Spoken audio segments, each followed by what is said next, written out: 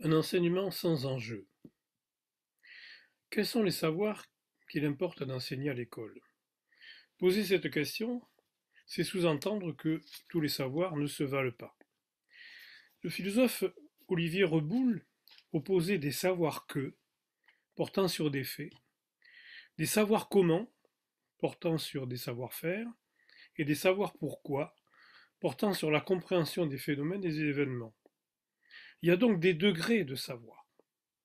Il prenait l'exemple du style gothique. Savoir qu'il y a une architecture gothique, c'est autre chose que savoir comment distinguer une église romane d'une église gothique.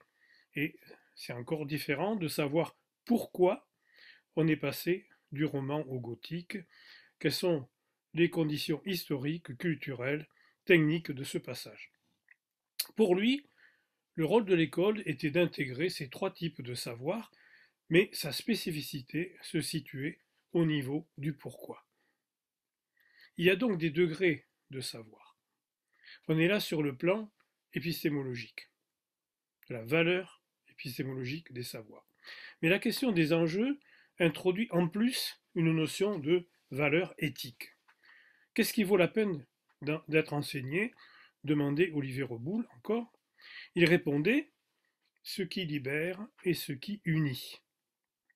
Et John Dewey, un peu dans le même sens, définissait comme humaniste tout enseignement pénétré, disait-il, du sens intelligent des intérêts humains et susceptible de libérer l'intelligence humaine et la compréhension.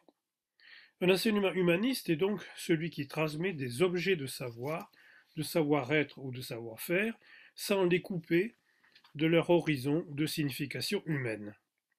Ce que j'appelle enjeu de savoir a donc affaire à la pertinence épistémologique et au sens éthique de ce qui est enseigné. Les savoirs enseignés ne satisfont pas toujours à ces critères.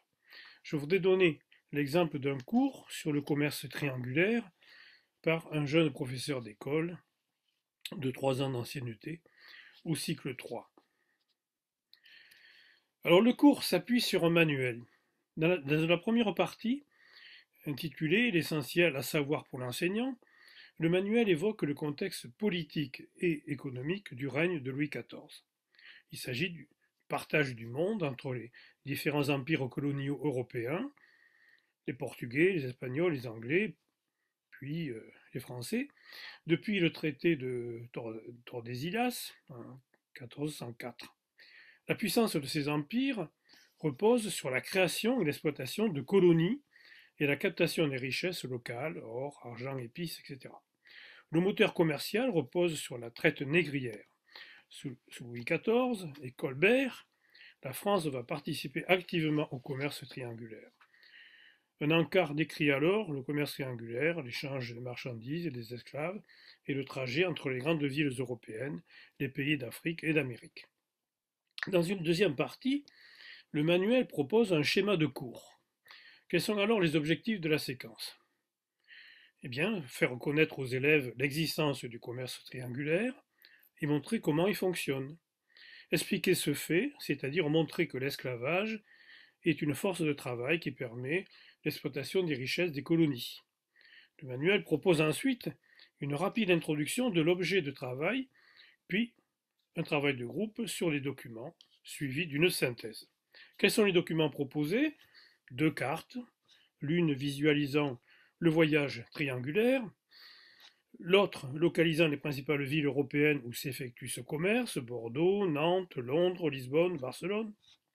3 images, l'une représentant la négociation d'un négrier avec un prince africain, une autre représentant une plantation, la troisième, des instruments pour empêcher les esclaves de s'enfuir. 2 coupes de bateaux négriers, un extrait de voyage par un esclave, un extrait du code noir précisant le statut des esclaves. Le manuel propose ensuite une institutionnalisation du travail de groupe dans une synthèse finale et il propose ceci comme synthèse. Le commerce triangulaire commence dans les ports européens, d'où partent des bateaux chargés de produits fabriqués qui sont vendus en Afrique à des princes. Ces princes ou chefs de tribu échangent les produits européens contre des esclaves qu'ils ont capturés. Les esclaves partent en bateau pour un voyage très long, pénible et dangereux, afin d'être vendus à des planteurs dans les Amériques. Sur les plantations, la vie est très difficile et les esclaves se révoltent ou s'enfuient. Les produits agricoles des plantations rejoignent l'Europe dans les mêmes bateaux que ceux qui avaient apporté les esclaves noirs et fournissent des richesses aux ports européens. Que dire de la leçon de ce manuel? La première partie, à destination des enseignants, évoquait le contexte politique et économique de l'esclavage. On aurait donc pu s'attendre à ce que la suite du cours prenne en compte la question pourquoi? Pourquoi l'esclavage? Quelles sont les conditions politiques, économiques, idéologiques qui rendent possible l'esclavage? Mais cette question est ensuite délaissée au profit de la question qu'est-ce que le commerce triangulaire, et de la question comment ça se passe, quelles sont les conditions de vie des esclaves, etc. Les documents sont purement illustratifs et la synthèse finale est uniquement factuelle. Comment les élèves pourraient-ils être amenés à réfléchir sur les conditions économiques, politiques et idéologiques du commerce triangulaire? Où est la pertinence épistémologique de cet enseignement? Et surtout, quelle est sa valeur éthique? Les élèves peuvent bien à la rigueur s'émouvoir du sort réservé aux esclaves, mais on ne les pousse pas à réfléchir sur le phénomène de l'esclavage. Alors le cours, maintenant. L'enseignante va s'inspirer du manuel, mais l'interprète à sa manière. Dans la fiche de préparation, elle explicite ses objectifs, qui sont essentiellement des objectifs de méthode.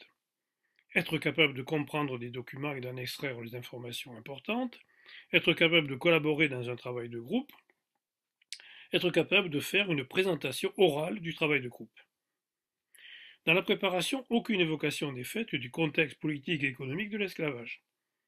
Dans l'introduction, la consigne est simplement « Aujourd'hui, nous allons travailler sur le monde dans lequel vivait Louis XIV ». Plus aucune sollicitation vers un pourquoi quelconque. Il en sera de même dans les autres consignes qui sont toutes orientées vers le descriptif. Le déroulé du cours confirmera cette orientation descriptive. Il commencera par l'évocation anecdotique du règne de Louis XIV, sans aucune référence au contexte politique et économique. Le travail de groupe ne sera pas introduit, comme le préconisait le manuel, par l'évocation de ce contexte, ce sera une introduction méthodologique. Ce qu'il faut faire, bien lire les documents, se préparer à les présenter aux autres groupes, etc. Les élèves vont commenter les documents, les cartes de la triangulaire, les conditions de l'esclavage, sans le moindre étonnement, sans la moindre question sur mais comment on a pu arriver à mettre des hommes en esclavage. Le seul document, il est vrai, qui aurait pu soulever un questionnement de ce type, c'est celui du Code noir, qui n'est pas pris en compte, faute de temps. En effet, les 8 premiers articles du Code noir concernent la vie religieuse des esclaves. Il ordonne de les faire baptiser, de les instruire dans la religion catholique. On pourrait alors s'étonner de cette insistance sur la religion dans un code qui vise à réglementer l'esclavage. Cela montre en tout cas que les esclaves sont bien considérés comme des hommes. On ne se demande plus, comme dans la controverse de Valladolid, en 1550, si les Indiens ont ou non une âme. D'ailleurs, quand ils sont affranchis, ces esclaves, on leur reconnaît les mêmes droits que les personnes libres. Mais s'ils sont des êtres humains, comment se fait-il alors qu'ils soient considérés comme des meubles qui sont transmis en héritage aux héritiers du maître? Comment se fait-il que leur maître ait le droit de les acheter, de les vendre, et même droit de vie et de mort sur eux? En réalité, le cours accentue le rétrécissement du questionnement qui était déjà à l'œuvre dans le manuel. Ne subsiste plus que des connaissances factuelles. Savoir qu'il y avait de l'esclavage sous Louis XIV et que cet esclavage prenait l'aspect d'un commerce triangulaire, que les esclaves étaient maltraités, c'est tout ce que peut espérer apprendre un élève de cette classe sans qu'aucune question ne soit soulevée à propos des facteurs économiques, politiques, idéologiques de cette affaire. On est bien dans un fonctionnement cognitif de bas niveau. L'esclavage n'a aucune chance d'être perçu comme la solution au problème de l'essor économique des États européens et de la concurrence entre ces États, et surtout, La question éthique, celle de savoir comment se fait-il qu'on puisse réduire des hommes en esclavage, est complètement absente. Le traitement des documents peut laisser place à la rigueur à une attitude compassionnelle. Ah, ces pauvres gens comme ils sont maltraités, laquelle d'ailleurs n'apparaît même pas chez les élèves, mais il ne permet pas, ce cours, de susciter un quelconque étonnement sur le fait de l'esclavage et comment il a été possible. En conclusion, on peut donc interroger l'enjeu épistémologique et la pertinence de cette séquence. S'agit-il vraiment d'un cours d'histoire, puisque la traite négrière n'est pas traitée comme un ensemble d'événements dont on devrait étudier les conditions qui l'ont rendu possible à un moment de l'histoire politique, économique et aussi de l'histoire des mentalités. On peut surtout s'interroger sur l'enjeu éthique de la séquence, puisque le commerce triangulaire apparaît ici comme un commerce comme un autre. Certes, on peut s'apitoyer sur les sorts des Noirs, mais rien n'est fait pour réfléchir sur l'esclavage. Évidemment, ce manuel et ce cours ne prétendent pas refléter la réalité des pratiques. Il s'agit néanmoins d'un cas qui interroge. Ce qui rend un peu pessimiste, c'est le fait qu'il a fallu plus de 20 minutes au groupe d'inspecteurs du premier degré qui ont visionné cette séquence pour délaisser le questionnement sur la démarche de l'enseignante, sur la tenue de la classe, le travail des élèves, pour commencer à poser la question des enjeux de savoir. 20 minutes. Encore, cette question n'a-t-elle dû être fortement induite?